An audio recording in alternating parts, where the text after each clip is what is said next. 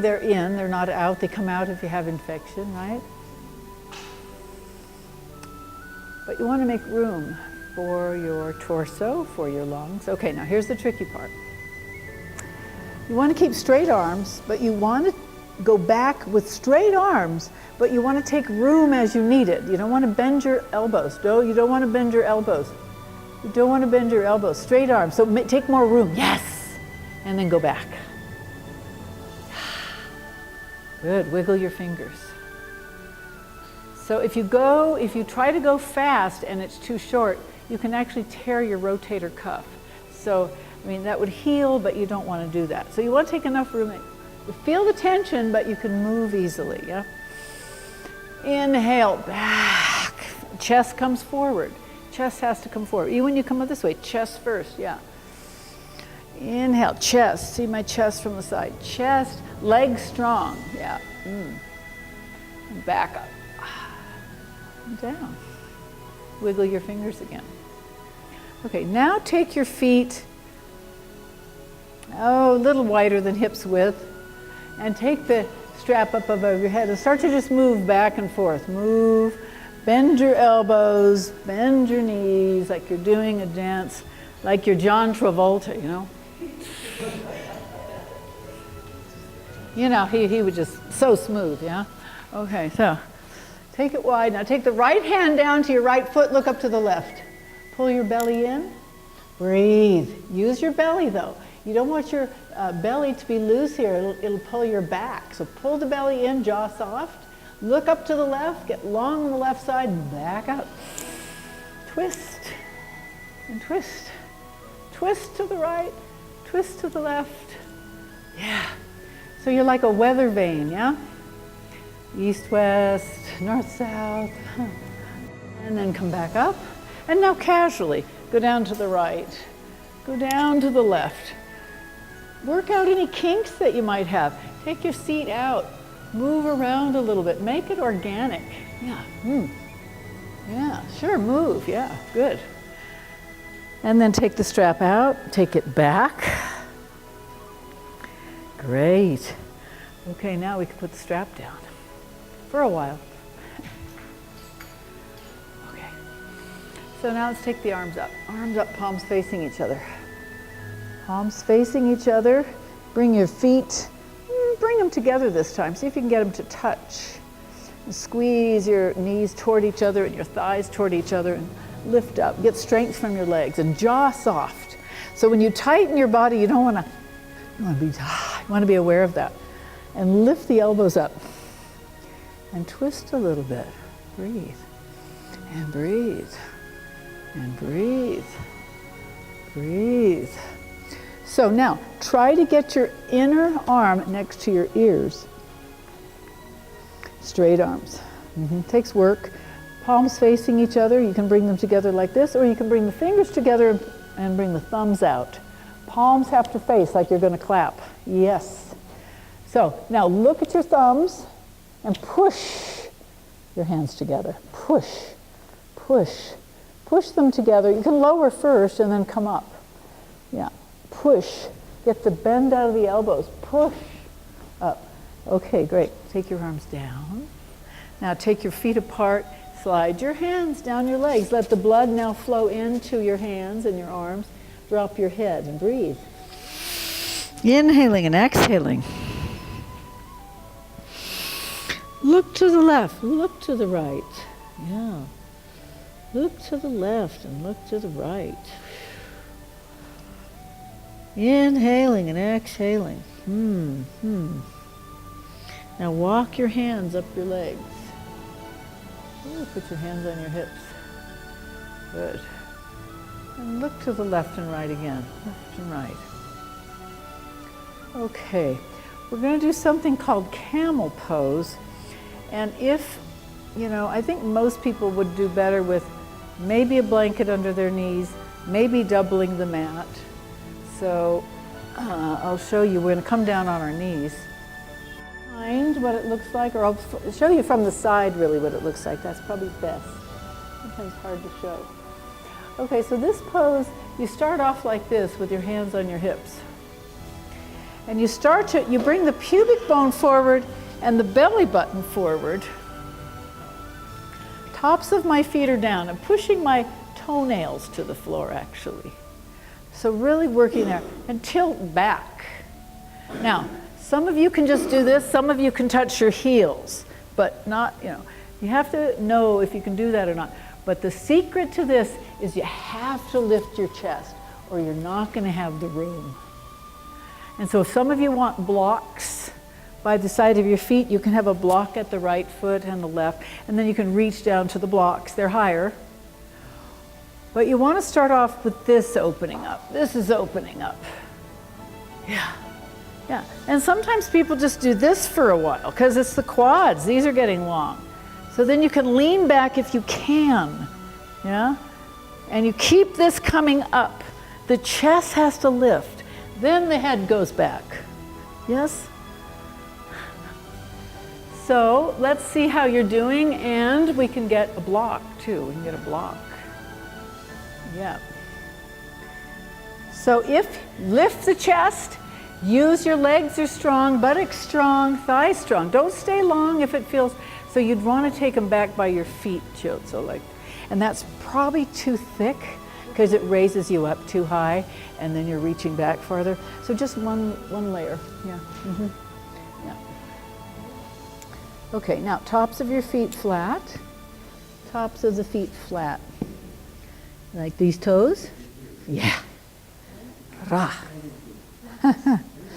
And so come up, kneel up. Yeah. And just, first of all, put your hands on your hips, everybody, and lift the chest. But you pull the belly in and use your buttocks, your gluteal, and lift up like this, okay? Okay, and then you reach back only if you can, otherwise reach for the block. If the block's not there, yeah, you need it.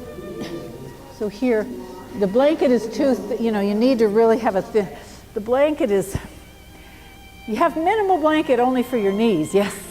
How does that feel? Huh? You're opening. See if you can relax into it. Yes, yes. Be careful. Be careful. So, hold it for a little bit, then come out, kneel up, and then come back and sit back up on your feet. So this takes a while to do this pose because it's the start of a back bend.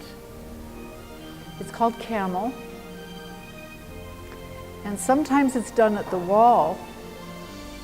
And your thighs come toward the wall. So it's the power of these legs coming forward. And that's why sometimes they use a wall. And so the wall is here and you push this way into the wall. And you might come away a little bit, but you use here and then you start back. Yeah? Okay, so let's see. Does anybody need blanket under their knees to do this? No, you're okay? Okay. And you feel like you're okay and you're okay. All right, so let's try it again. Let's start off. I'll be up here, yep. Okay, so we're here. Yeah. Tops of my feet, my toenails are down. You don't want your toenails on the blanket. You want the toenails on the mat. So you want single, you can have blanket under your shin, under your knees. Then you lift up. Now you really take your chest up like there's a hook on you here. And then the belly button comes up. And then you start to go back. And you lift, and you lift. You lift and drop your head back, yes. But keep lifting your chest. Nice. Yes, good, Chiotso. How's it going? Lift the chest. Breathe. Chest is coming up like there's a hook on your chest. Now slowly, slowly use your buttocks and legs, come forward. And now come forward like this now and come into a little child's pose like this. Breathe. Ah, good one. Breathe. Breathe. Now, if two arms coming back is too much, you can do one arm at a time. You can take the right arm back and keep the left one forward, or, so you can reach back with one. Let's say you keep one up like this, yeah? Or you try with one hand, see what one hand does, and then go back with both. If the feet feel too far away with the toes flat, you can try it with your toes curled to see if it's more accessible to you. Yeah. And for those that feel that you're not, getting a challenge, you can stay longer, and then you can start to bring your head back to the floor. Yeah. So that's the next level, where you just keep going back, back, back, back, back, back. Okay? Yeah, Johnny, good. Okay, so everybody take your knees as wide as the mat. And come down. Take your buttocks back to your heels. And come on down. Bring your forehead down. Widen. Huh? Yeah. Good.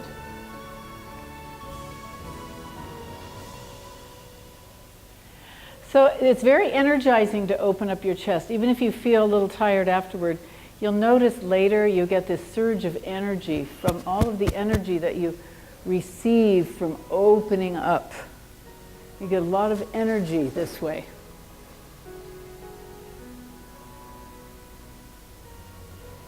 Good. Chest. You need a block, you need something. Yeah. And you want to start off with your knees fairly close together. If they come apart a little, it's okay. But your sit bones are on the floor. If your knees or your tops of your feet is problematic, you have to address it. So some people are leaning forward. You want to be able to sit up. Yeah. So try with your knees closer together, Dowa, see what happens. Come up on the blanket. You can use the blanket for this, totally. Mm-hmm. And then bring your sit bones down. If it's too much torque on your knee, separate your legs, and still, if it's too much torque, sit on a block. No point tearing up your knees for a pose. Yeah, so if anyone has a block, you can put it under. Now, Josa, you said for you to do it, you needed a block, remember? Are you sitting on it? Yeah, bring the block underneath. Yeah. Yeah, let me show you. So this way. Come up again, come up, come up. Now, sit back, there you go. How's that? Huh? It's quite high? But if you sit there for 15 minutes, is it going to be? Okay, so Tom has a block. So your back is coming back. See if you can sit up tall. Come forward. I'm just coming around, yeah. So it wouldn't hurt for you to maybe sit up on something. Bring your back up. You want your back coming, yes. So your center of gravity is going back, which is okay. And I don't know what it feels like on your feet, but I'm going to have you sit on this just for a bit. So I want your feet to go straight back. That's the thing. They want to sickle out. You don't want your feet sickling out. You want to really stretch your ankle. So a lot of you have flexibility, but you're not used to doing this with your foot. So the pose is with the feet flat, they're going straight back. They don't come out to the side, they go straight. So if it's painful, get a mat or a blanket, like you could, that hurts you sometimes, yeah? Yeah, you're good? What's that? Where are you feeling it now? Lock, that's okay, but how do your ankles feel? Here, paining. Okay, you probably need another blanket under there. Yeah, so this pose is meant to sit for, well, you can sit 10, 30 minutes, 2 hours, 6 hours. People sit in this pose for hours and hours, called the hero pose. Virasana, hero. So you're really a hero if you can sit like this. You know why now, right? Your knee flexibility and the quadriceps. So if you don't feel it in your quadriceps here, maybe the thing to do is to test this by going back. And you see how you don't want your knees lifting. If your knees lift like that, it means these are tight. So you want to stay here, or take your hands back. And this gets longer. And the more length you get in the quadricep, the more flexibility you have in your knee. So imagine if this is tight, if this is tight and you fall, it's already pulling on your knee. So you fall, and then you get the cruciate ligament tear. You've probably heard of ACL, things like that. So if these are longer, you don't get the kind of damage to your knees. So that's the main benefit. Also the tops of the feet. You remain flexible in your feet, then it helps your knees, it helps your hips. And then eventually you can come all the way back, yeah? I mean, that comes with time, yeah? So you go in stages. You start off, you might even have blocks here. I couldn't go back when I started yoga. I mean, I was here and the tops of my feet really hurt, so I was like, I mean, for months, the tops of my feet were like that. And I could not come all the way back because it really hurt my knees when I came all the way back. So it's a process. It's a process. Yeah. And so Dawa, how does that feel? Stretch. Yeah. So one of the things, is anybody willing to be my, so let me try something. And I don't reckon, now, Dolma, let me see if I can, are these your blankets here? These yours? Can I put this here? Can you come back for me again? Just put your head, just stay where you are. Come on back. Don't take your head back, just come straight. Let your chin come. Just lay down normally on the blanket. Yeah. No, just your head just normal. So I have to prop this. You don't want your, here we go. Okay. You don't want your head coming back, you know? Better, no. No, I want you coming up. Yeah, no. That's a different type of pose. This is meant for your head to come straight. You're supposed to just lay down. You don't want your head tilting back. There's a pose that you do with your head tilting back, but not this one. Okay, come on back. And maybe the point. Yeah, just yes. Yes. Yes.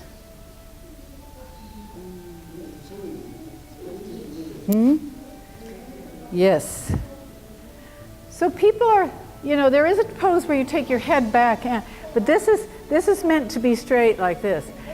If you lay down and your head goes back like this, it means your shoulders are tight. So you need something to prop your head until your shoulders open up. So, for example, let's pretend my shoulders are tight. So they're here. Look what happens to my head. Because I can't lay it down flat. But then if my shoulders are open, I can do that.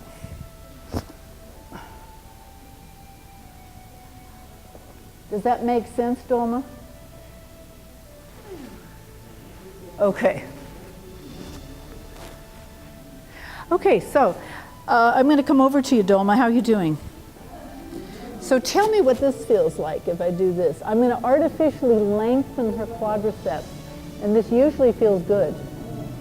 Yeah, good. See, because I'm giving her length by doing this, so her knees get relief, right? Feels good, doesn't it? Yeah, see, it feels good. You couldn't do this to everybody if you're too tight.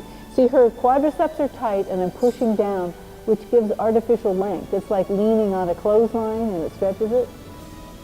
You doing okay? Yeah. Okay, now I'm going to let go, and then I want you to kind of come up when you can. Use your elbows, yeah. So you can see the idea is to get long through here, right, Dolma? Anybody else want me to do that to them? It does feel good, actually, doesn't it? Yeah, I like it. And sometimes the teacher stands on your thighs. No, your knees.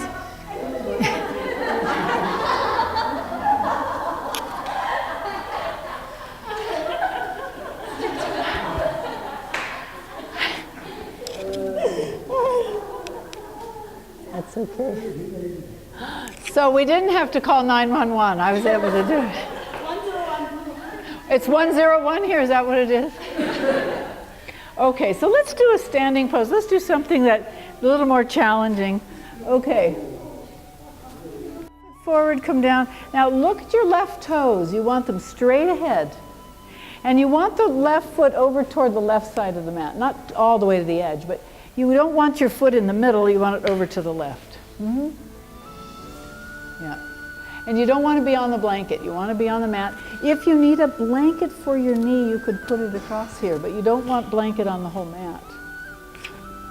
Everybody okay? If your knee bothers you, you can even do this. You can bend this over and over again, and you can have more. Which, uh-oh. Is this okay, love song? And put your right hand on your right hip. Great. So I'm facing you, but you are, that's the trouble when you're looking at it from the side view. You're facing there. You're facing that wall. Yeah. Yeah. I was trying to show you from the side, so don't have your knee coming over your foot. You want to take your foot out further to have a right angle. So Tom, I noticed your knee. So be careful.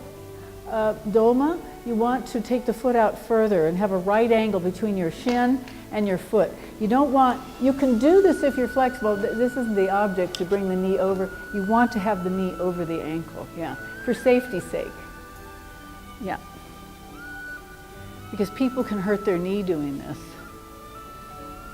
No, that's too high, Tom, it's not good. Yeah, it might feel good, but it throws you off for the pose. Okay. Okay, I'm gonna put this under your knee, honey.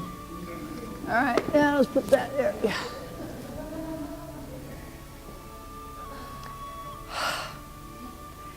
It always takes one husband, right?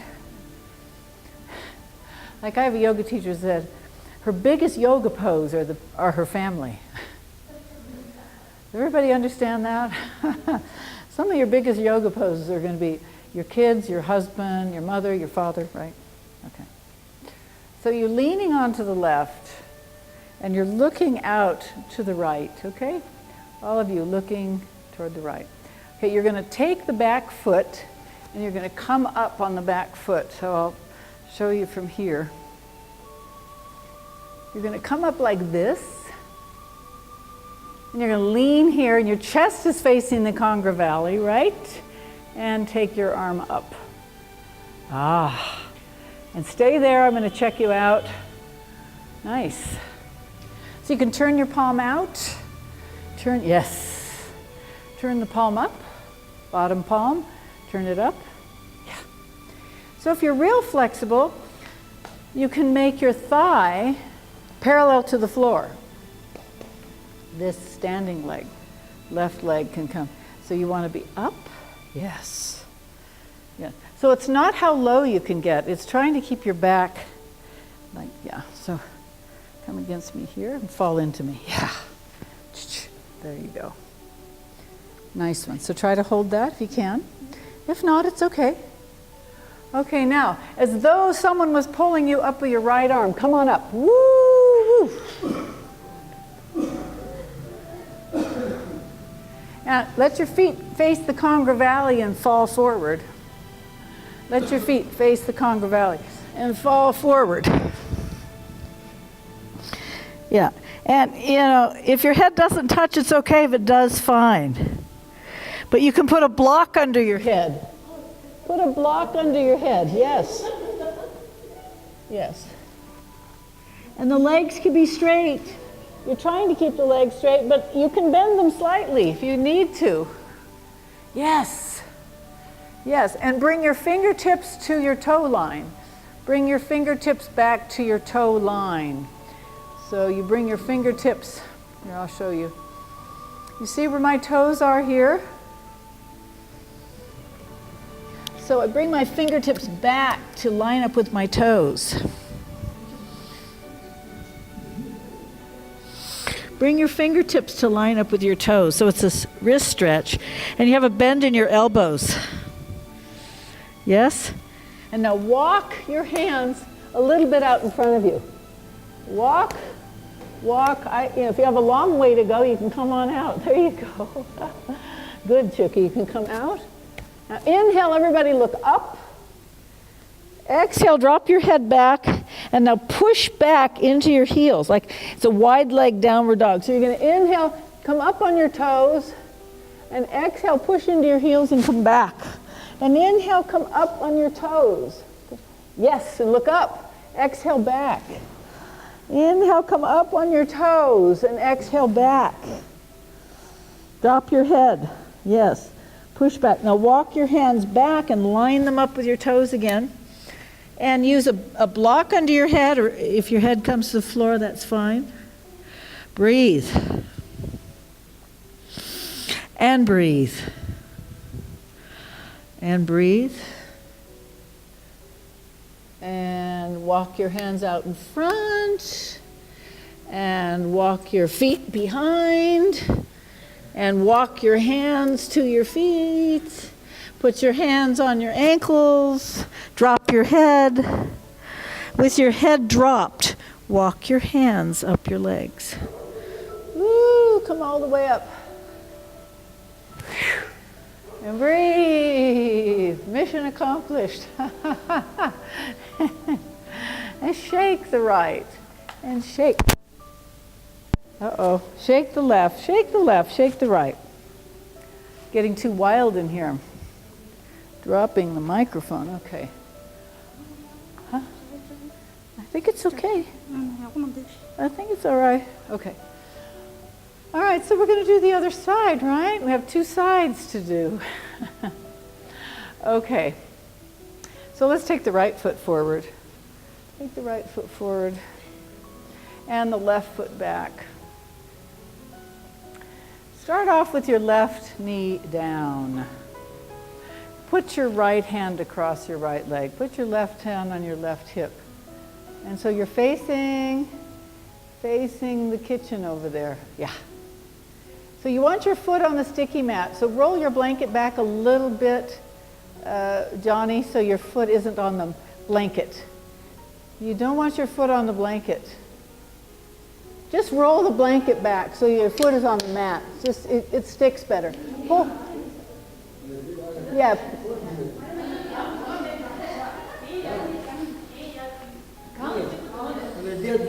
Just a little bit. Okay, like that. Fine. Then put your knee down, then put your foot, yeah. So you want your foot very straight, toes facing straight ahead. Yeah. That's very important because you can really wreck your knee. If your toes like this and you start to come up, you really want the foot coming. Yeah, so you want your foot no, facing this way. No, the toes, yeah.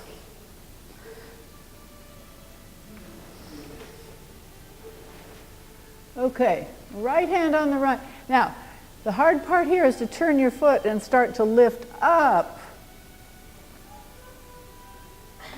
Face the kitchen. Face the kitchen. Take your left arm up. Breathe. Breathe. Ah, nice one. Yeah, breathe. Good one, Tom. Now straighten the foot out a little bit, the right foot. You want the right foot coming forward. Yeah. Now you want to try to gracefully come out, so try to bring the left hand down. You put it on either side of the right, put your left knee down, and then take your hips back to your heels and pause. So that's a side angle pose, so we're going to try to do a triangle pose, which we've done before. And then we're going to do a couple of poses in quick succession, which is the vinyasa, which is what people do when they do Surya Namaskar. Everybody ready? We should check the time, right? Because today's a short class, so we can chat, right? 6:48, okay. Whew, we'd better, I'd say the best thing to do right now is to get ready for Shavasana, if we're gonna have a chat. Okay, so let's go ahead and straighten the mat out, have your blanket near you. And I want you to come down to the mat. We'll first start out on the elbows. Bring your chin down. Slowly let your elbows come out and come on down. And now bring your knees to your chest and rock from side to side. We don't have a lot of time to prep because we want to be able to talk. Point and flex your feet. Point and flex your feet. Take your feet to the mat.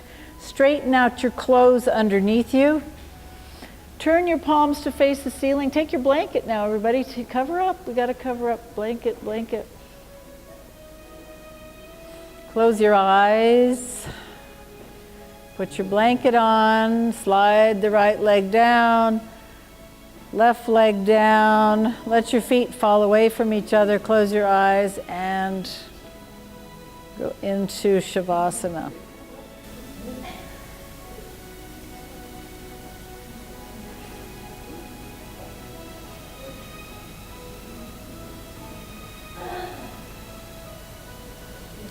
Close your eyes. And if you're in pain at all in Shavasana, I definitely need to know, because comfort is the rule for Shavasana. If you are uncomfortable in Shavasana, you don't get the benefits from it. You wake up achy and in pain. So if you're having pain, put your hand up, and I can come and try to make your Shavasana more comfortable, which is like putting your body in neutral position. Neutral, where you don't feel the pains that you normally might feel sitting at a desk or carrying groceries from the market, which makes you tense, especially if you have heavy packages. And so one of my favorite quotes, which I'm sure you heard me say before, is from the Bhagavad Gita, which is where a lot of this yoga practice came from, came out of India. And one of the tenets in the Bhagavad Gita says, "None of your efforts are wasted. None of this work is reversed. Even a little of this practice can shelter you from great sorrow." Even a little of this practice. So if you happen to be more committed, you have chances of encountering less sorrow, and that means emotionally, physically, you're still going to have sorrow. We can't get away from it. But if you do a little bit of this, even a little bit, can shelter you, doesn't take it away, but it can be a shelter for great sorrow.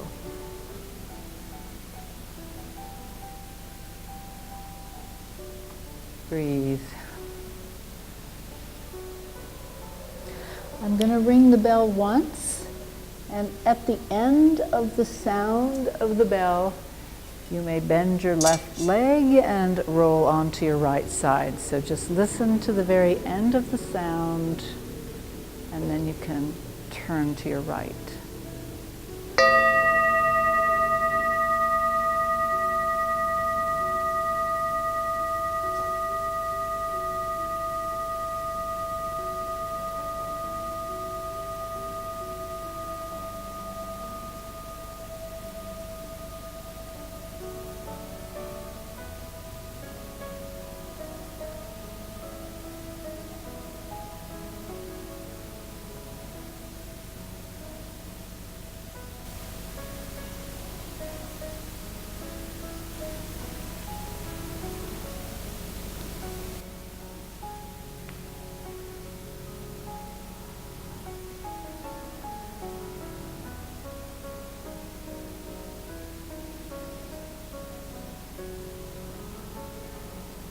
May pause on your right side, curled up in fetal position for a few moments. And then you can take your left hand over across your torso to the floor, pressing your left hand into the floor, walking your hands up and come to any comfortable seated position, keeping your blanket on.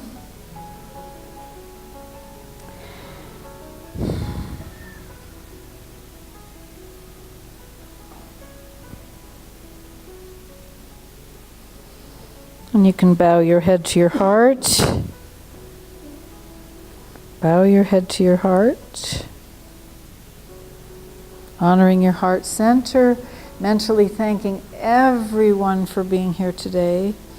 Anyone in the room, whether they're doing yoga or not, you want to honor everyone for being here. To each of you, this Friday evening, I bid namaste. Tashi Delek. Does everybody feel like they feel pretty healthy with their diet?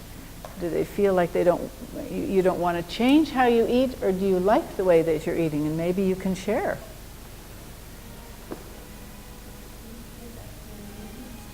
The what? The brief history. Well, yoga, as you know, it's about 2,500 years old, 2,500 years old. And you know, the yogis were followers of Buddha originally, because Gautama was a Hindu prince. People practice these religious practices in India. And then when Buddhism, when Tibetans, when Buddhism got up to Tibet, Buddhism was leaving India. And so it became a repository in Tibet for Buddhism.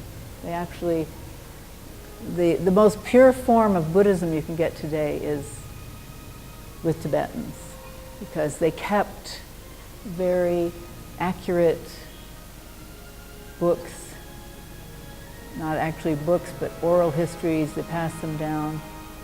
And so people moved away from the yoga practices, and then there's Buddhist practices. But yoga was meant to keep people very supple in the jungle. Like if a tiger was after you and you couldn't run very fast, or you weren't very alert, then you got eaten, right?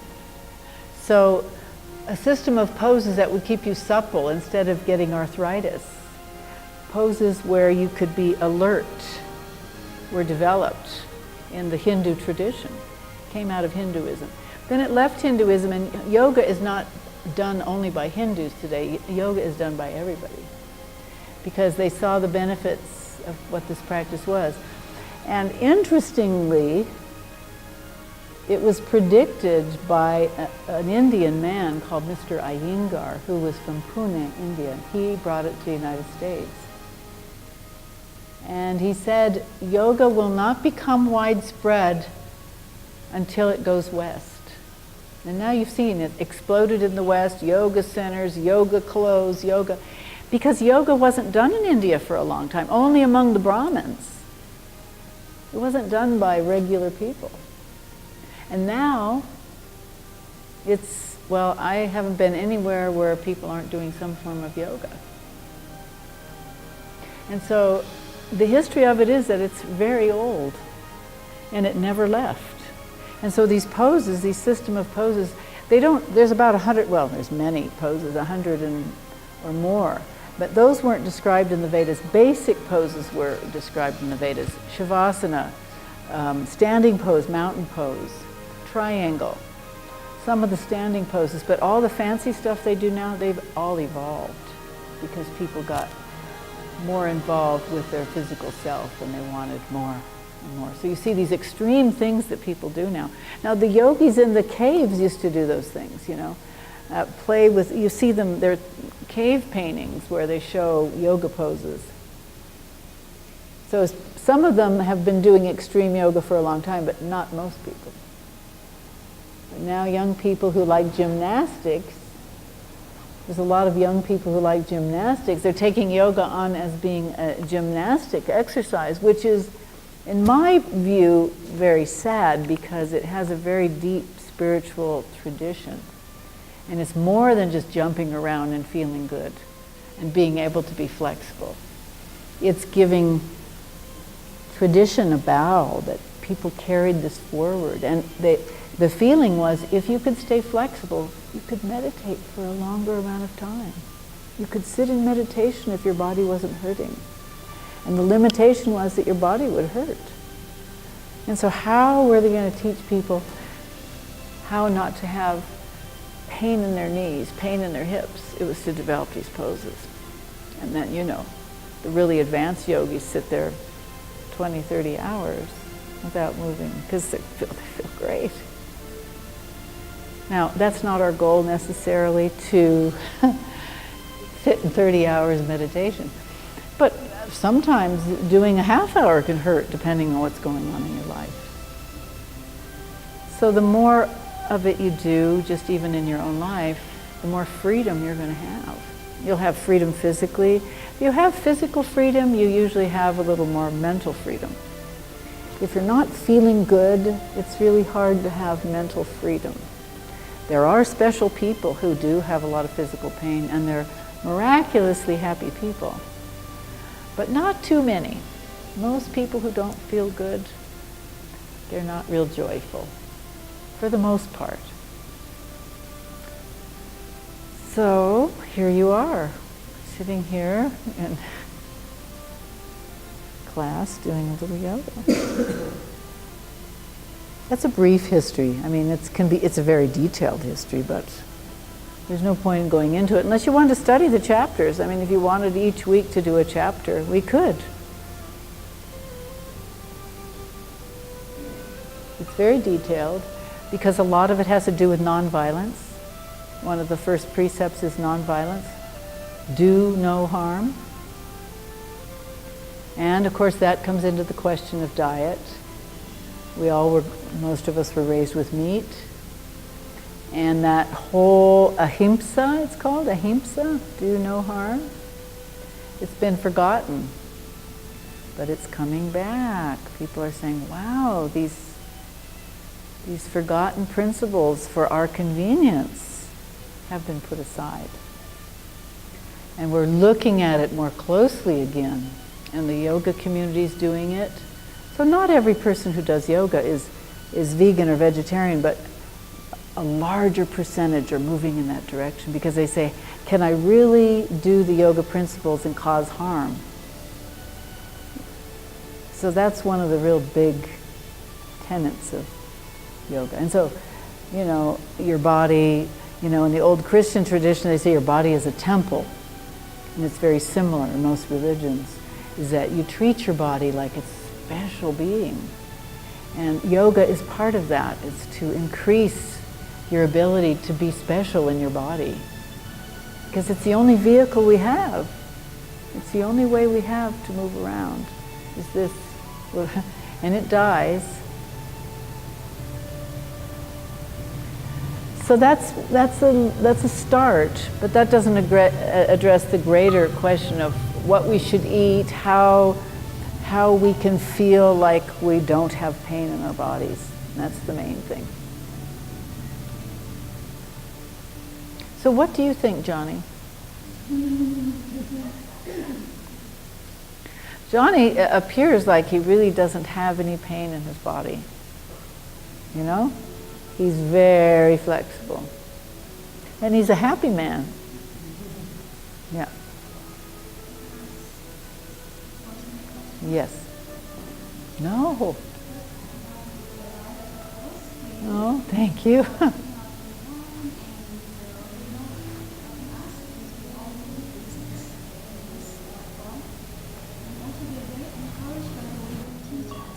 Okay.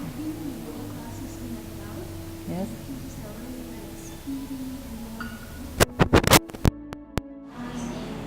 You just can't connect to each pose. As you said, this is all about spiritually, body, mind, and soul all together. So I think you are an exemplary teacher, and a big complimentary on that, and my gratitude as well. And my question is, what inspired you to learn yoga and then be a yoga teacher? And from a health aspect, I don't want to talk about the ethical aspect, but from the health aspect, what benefited you as a yoga person or as a yoga teacher? Well, I'm a nurse practitioner. I practiced nursing in a hospital and clinic. And I was a runner. I used to run a lot, run like 6-10 miles. And I started getting stiff. And then I would have patients that complained to me the same way. They were getting stiff. And one person recommended try yoga. So I went to a couple of yoga classes and I could see that I had a long way to go. I was so tight.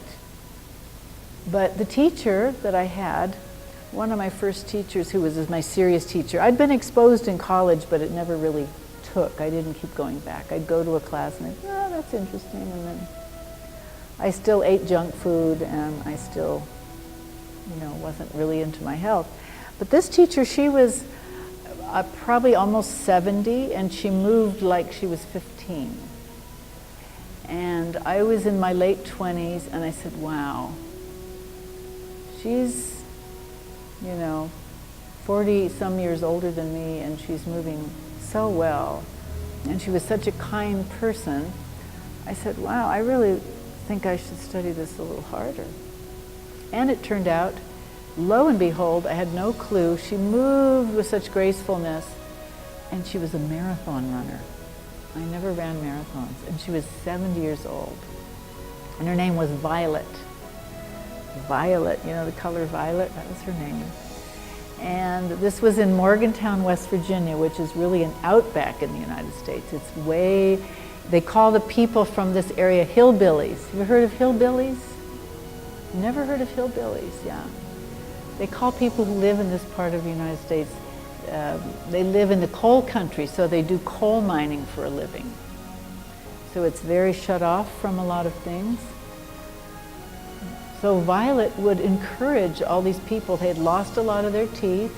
They'd gotten very heavy because they couldn't eat carrots or apples because they didn't have teeth. So they were eating beans and fat and bacon, and they would show up at her class and she would tell them, keep moving, you're going to start to connect that your diet isn't good for you. And all these people that came to her class, they were getting their movement back. They had big smiles on their face. They lost weight.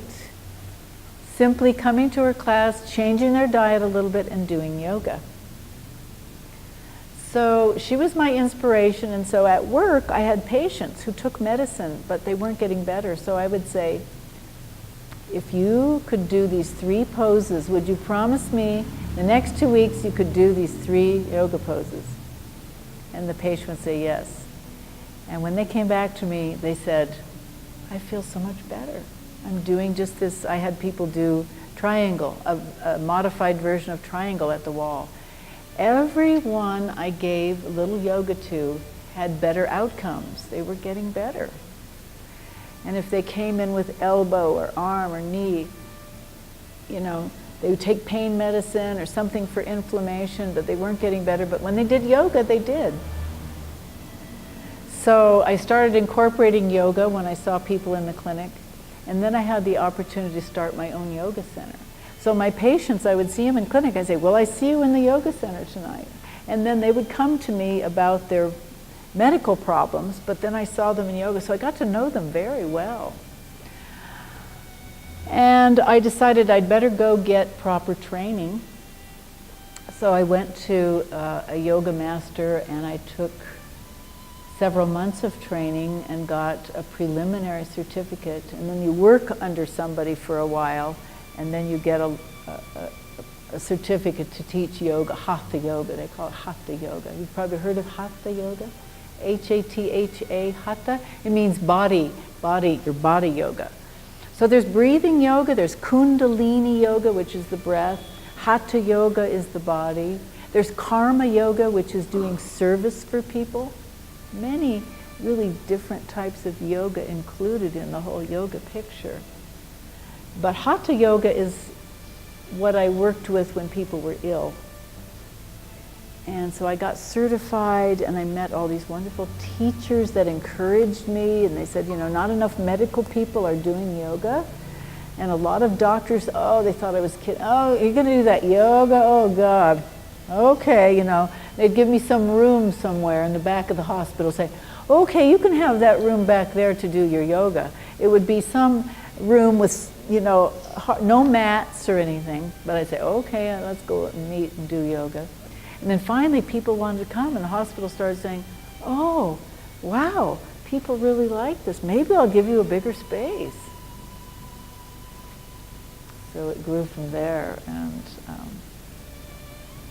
I had a yoga center for 10 years, my own yoga center. And,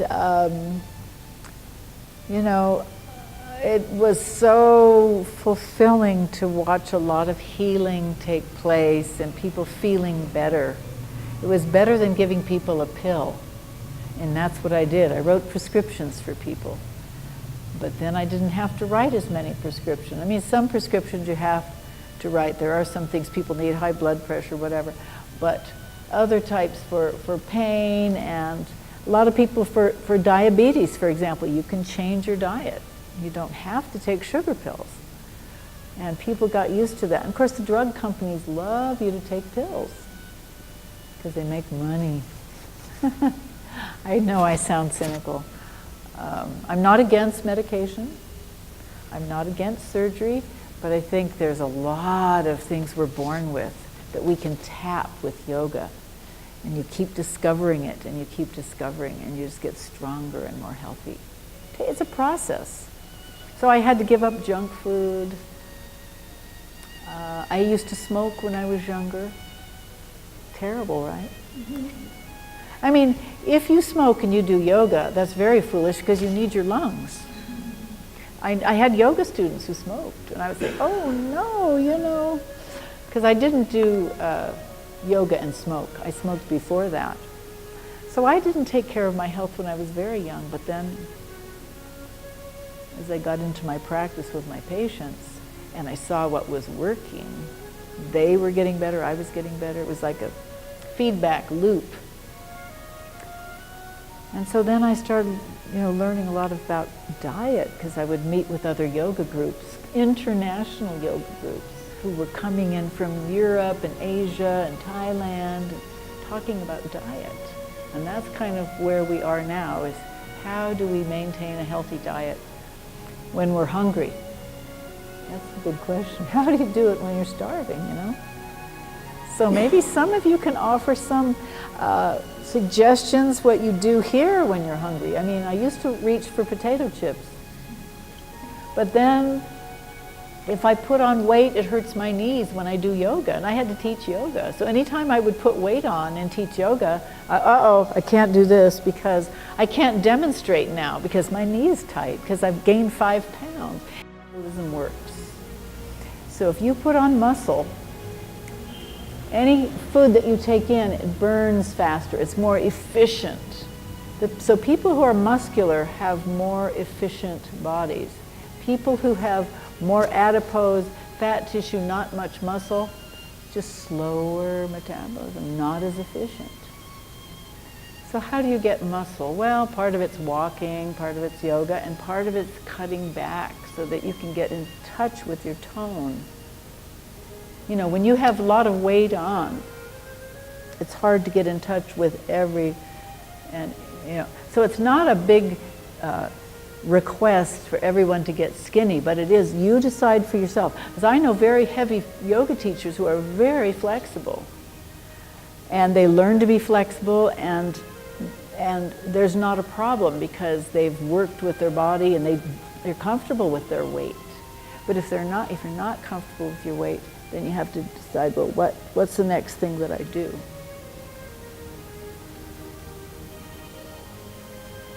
And everybody's so quiet.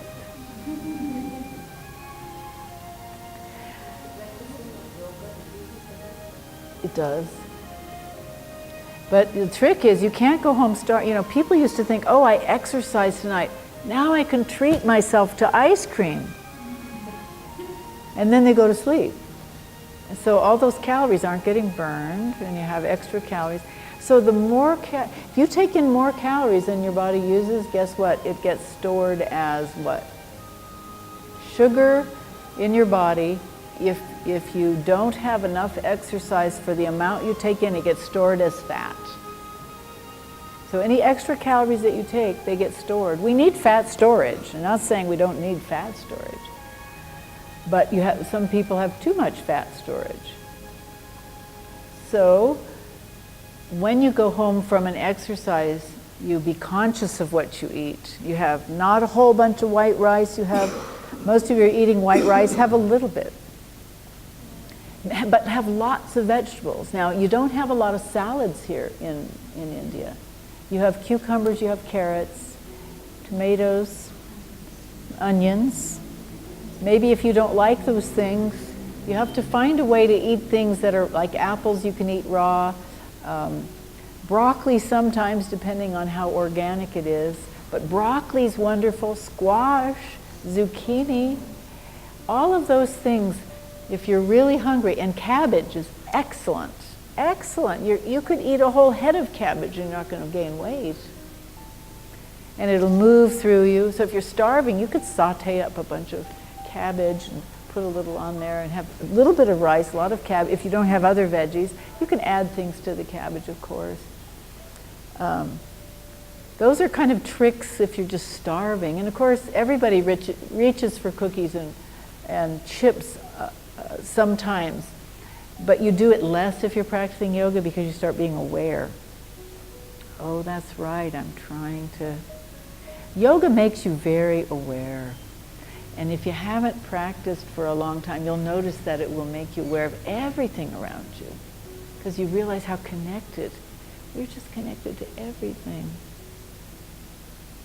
Of course, you know all of this. Everybody knows these things. So I'm not really here to give, any kind of particular diet. I do probably at least 30 minutes of yoga on my own at the house. I'll stretch using the sink. I'll reach up for the ceiling. I maybe don't do a formal practice, but I do some yoga movement. And then if you walk from here to McLeod, that's a lot of calories burned. It's uphill, you're breathing, you're using your lungs, you're using your quads. And those quads can get very strong, and then you need yoga to get them lengthened so you won't hurt your knees. Because you start climbing up towards the temple, you go up the rocks, you want to have these stretched out, your quadriceps, you want these stretched. Because if these are tight and you fall off one rock and you go, oh, my knee, it twists because these are tight. Imagine this is my muscles. It's tight. So when I fall off one rock, now everybody's going to get hurt once in a while, but you're going to get hurt less if you're used to yoga. Because this is longer, so then when you twist, it's going to go with you a little bit instead of, or your ankle, or your shoulder. I mean, if you fall on your shoulders, anybody ever fallen on your shoulder here and it hurts in here, it hurts your neck? Has anyone had that experience of falling over? No? You're lucky? You're lucky. Stretch a little bit. Okay, does anybody have any questions? I mean, I'm here to do like a Q&A.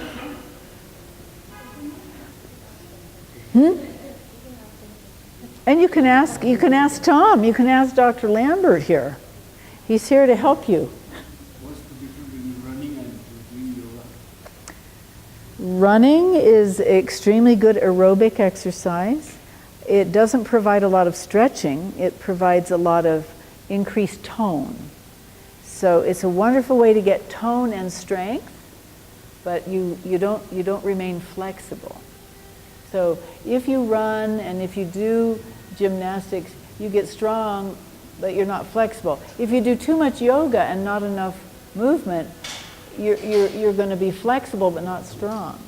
So there's a balance. Walking up hills is probably one of the best things you could do, or if you can run. Are you a runner, Lapsang? So running is different than yoga, but running you can get yourself in a zone. You know how yoga sometimes makes you feel peaceful? Running can do that too. Or walking. You can salute to the moon. You can salute to the stars. It's another way of saluting to the life force around you. Yes, you can. And sometimes they do, salute to the moon when the moon is really bright and people go outside and they do yoga to the moon. And it's beautiful to see the moon and people doing yoga in that light. So yep, you can do.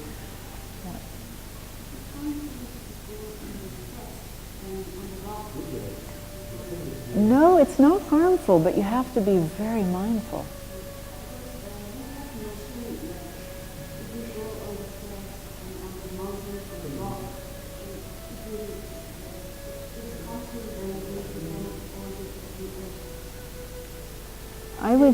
I would say that it's only harmful if you're having a hard time doing it. And it depends on what your history is. If you've climbed rocks successfully when you're young, you should be able to climb rocks successfully when you're older, depending on what kind of shape you're in. So I'd say if you feel like you're out of shape and your balance is shaky, I would try to avoid going on a lot of rocks. I would take roads until I got stronger. And if you're doing balance in yoga, you can walk on rocks. You just have to be much more mindful on rocks.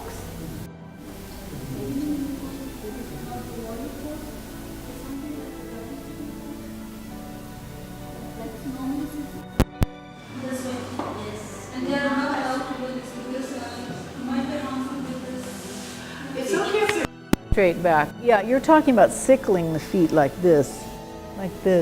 Yeah. It's okay when you're young, but if they keep doing that, they have problems when they're older.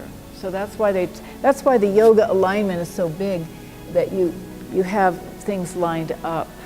So I teach kids yoga, and I have them sitting like this. And a lot of them want to sickle their feet because they're used to this. They're used to this. Well, it's not harmful if that's the only thing they can do. It's probably not good because they're training their bodies to do this when they're not getting proper alignment. So I wouldn't say it's harmful, but I would say, someone needs to come along and teach them someday. Maybe they'll be in a yoga class. Maybe they'll be in a physical education class where someone says, that's really pulling your hips out, and it's better if your feet are back. They come back, then you have,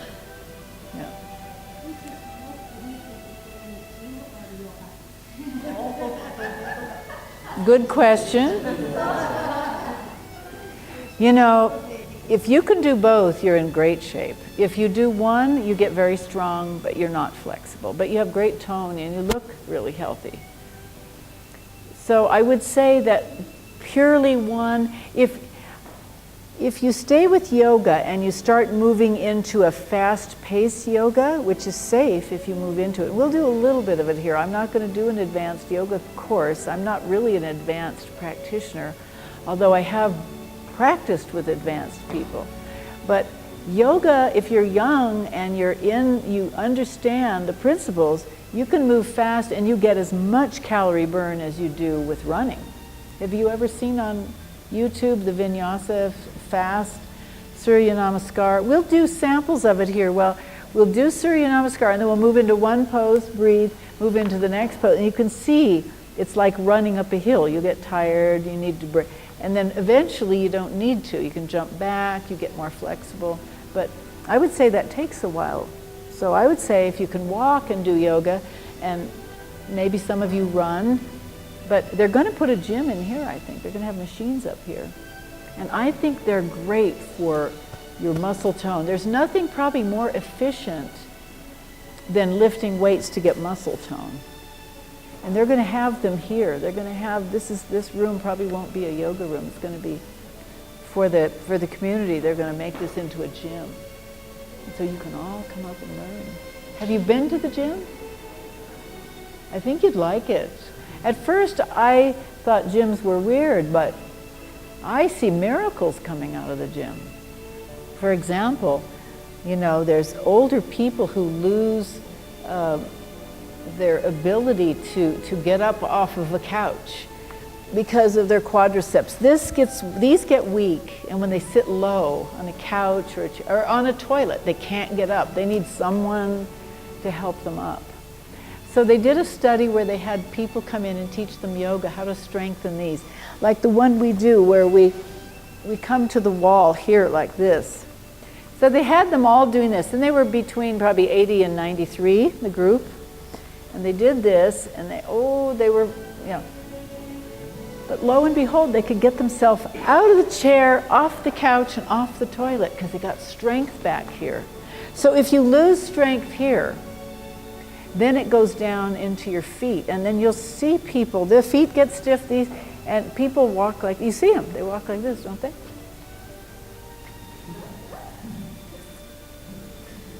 And it's all preventative, really. Unless you have some neurological disorder, but most people don't. You keep these toned, you keep this open, and you can still take a broad step. Once the feet get fixed like this and they won't bend, and then this, people don't open their chest, so you go to the airport, sit at the airport sometime, just observe. And it's sad because we lose our human shape and our ability to move well. And everybody wants to move well. It's not a matter of looking good, it's feeling vital. Yeah, and maybe you'll look good besides, but you do it because you just feel so much better. And all my patients, they really reported feeling better. And maybe they would only do the leg stretch at home. I would have people just take the strap and do the leg stretch at home 3 times a week. And then say, can I learn some more things? That was great. And then you get the spiritual part of it. One of my teachers said, some people come to yoga for the spiritual part. Some people come to yoga for the physical part. The physical people get more spirituality, and the spirituality get more physical. So it works. Yeah, it's an amazing practice, really. It's okay to do yoga during menstruation, but you don't want to do inversions. You don't want to do headstand, shoulder stand. You don't want to do inversions. They're called, and they call it being on your moon cycle. So they'll say, who's on their moon cycle? You don't want to do inversions, but you can do everything else. Everything else. You don't want to do headstand. You don't want to do shoulder. You don't want to do handstand, kicking against the wall. And that's one thing you could learn if we're here long enough. We could kick up against the wall and do handstands. It's pretty fun to try. But on your period, no, you're not supposed to do these inversions. You're not supposed to have your uterus upside down. It's from the old tradition, but they pretty much follow that. I think Western doctors would argue about that because they think you should be able to do everything. But I think it's good to be really aware when you have menstruation. Same with pregnancy. I think if you're doing they say if you do handstands and you're a handstand person and you get pregnant, you can still do the handstands. But you can't start doing handstands when you're pregnant. It has to be a practice that you had before you got pregnant. Because you don't want to be taking on something new like that you're unsure of. But if you're a very sure, strong person, there are yogis who are upside down with their pregnant belly, It's not recommended, but people have to figure that out for themselves, yeah.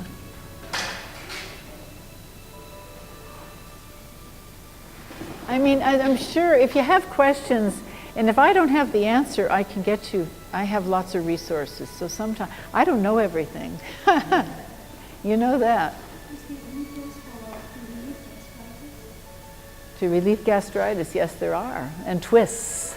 Twists are the huge things, yeah. Sitting in a chair. One day I'm going to bring chairs up here from CC Hall, or we'll even go down to CC Hall. We'll use chairs. Because chair yoga is really very powerful. Sitting in a chair and twisting and stretching. So we'll either have people bring them up here, or we'll go down to CC Hall.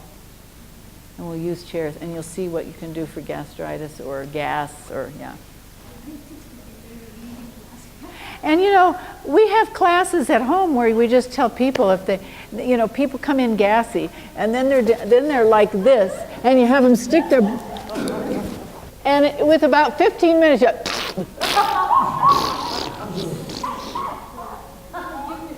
and people are so proud of their farts. It just really, just let it fire.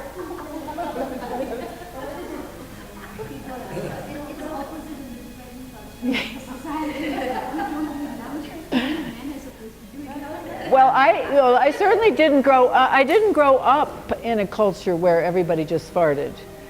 But the people who are in the physical community, massage, yoga, Tai Chi, any of the movement therapies, they encourage you to fart. Get it out.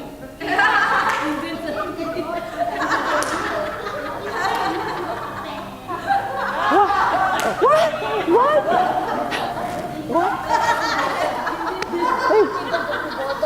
Oh, the Indian culture, they let fart.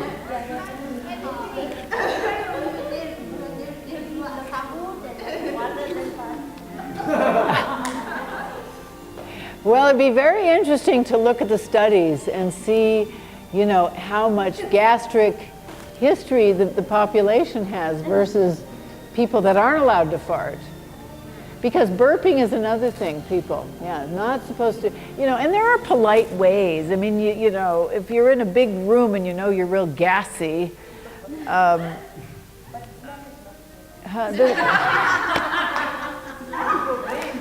we're, you know, but there's nobody, if you left all of us in a room and we're decomposing, you know, that we're just made up of smells. You know, we are, and we're just not realistic about it. And, you know, so that's an unpleasant thing, maybe. But it teaches you tolerance, you know, and you know, I know people who hate bad smells, who worked with homeless shelters, and it was a real practice for this person to get used to smells so that it didn't smell bad anymore. Her practice was so strong that it wasn't disgusting anymore. She almost welcomed it in her practice, and she was a very spiritual person. And she felt like when she had limitations like that, it was up to her to overcome that. It wasn't their fault, it was her problem. So she was amazing, and she put up with, you know, she could tolerate a lot of vomiting and a lot of diarrhea, and she could still just feel like that wasn't the worst thing to be around, and it wasn't awful. And her name was Dorothy Day. This lady's name was Dorothy Day, and she started homeless shelters in the United States. Pretty amazing person. So it's possible. I don't know that that's been my mission in life, but I do know that I was trained as a nurse not to ever show. Don't be disgusted by people's smells. Don't be disgusted by the way something looks, because it really makes people feel bad, because they don't like someone having to take care of them. Even they used to do this, and they don't do this anymore, and it makes me almost sad. When they used to hook up a gastric tube to someone's stomach, it would go out to a glass jar. Now they use sometimes plastic, and it's disposable. I don't know what they're using here now. But we were trained to put a clean pillowcase over that glass jar so that people who visited the patient didn't have to look at that stuff they didn't understand. It was just a kindness to put a pillowcase over that. And that's what it used to be about, like little kindness practices to make people feel better instead of, oh, that's disgusting. And the poor patient is like, oh, they can't help it, it's coming out of their body. So we can talk again, and you know, if you want me to get specific information for you, I can. I do have some some books you could order to read that I like about starting to look at reducing the amount of meat. Does everybody here eat meat? Don't be afraid. You eat meat. You can say, you can reduce. You don't have to let go altogether. You start reducing, and then eventually It's really a pleasure to be here with all of you. You can't imagine how good in my heart I feel to be with all of you. It's just so amazing.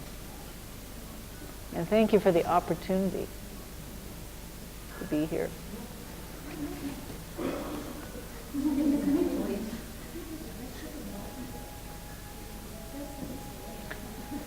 What did you say? Surya Namaskar, and then we'll move into triangle. Then we'll go down and do another Surya Namaskar, and then move into warrior 2 or warrior 3. And we'll do a few, and you'll see. And, you know, it takes practice. It takes practice. Oh, sinus problem, yeah? Do you have one?